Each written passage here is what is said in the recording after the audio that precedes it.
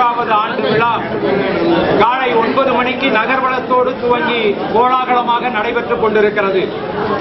உலக திருக்குறள் கூட்டமைப்பின் அங்கமாக இருக்கிற கருவூர் திருக்குறள் பேரவை மக்களுடைய உள்ளங்களிலே திருக்குறளை பதிய செய்து வள்ளுவத்தை வாழ்வியலாக்கி திருக்குறளை உலக பொதுமறையாக அரசு அறிவிக்கும் வரை தொடர்ந்து குரல் கொடுத்து நம்முடைய இல்லங்களின் வாழ்வியல் சடங்குகளை வள்ளுவத்தின் வழி நடத்த வேண்டும் என்பதை குறியீடாக கொண்டு திருக்குறளை பரப்புகிற பணியில் கடந்த 33 ஆண்டுகளாக செயல்பட்டுக் கொண்டிருக்கிறது. இன்றைய விழாவில் தமிழகம் தழுவிய தலைசிறந்த படைப்பாளர்கள் பாராட்டப்பட இருக்கிறார்கள். சிறந்த நூலாசிரியர்கள் பணப்பரிசும் விருதும் பெற இருக்கிறார்கள். மாணவ கட்டுரையாளர்கள் 30 பேர் பாராட்ட இருக்கிறார்கள். அதைப் போல மலருக்கு படைப்புகள் தந்த 40 படைப்பாளர்கள் பாராட்டப்பட இருக்கிறார்கள்.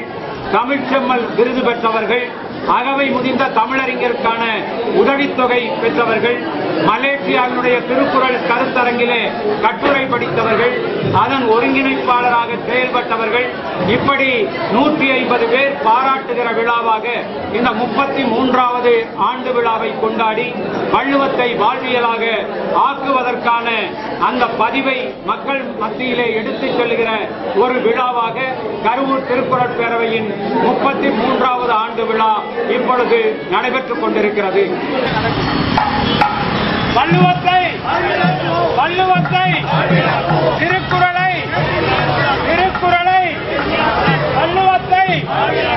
வள்ளுவத்தை திருக்குறளை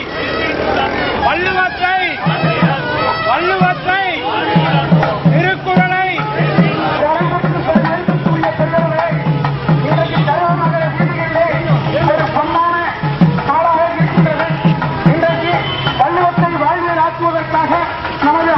வேண்டும்.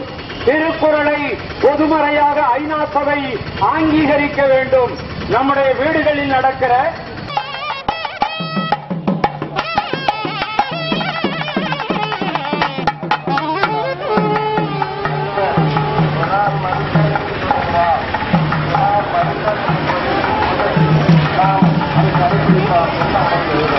நம் மனத்திலே உறுதி என்றால் சூதாட வேண்டாம் என்று சொல்லுகிறார்.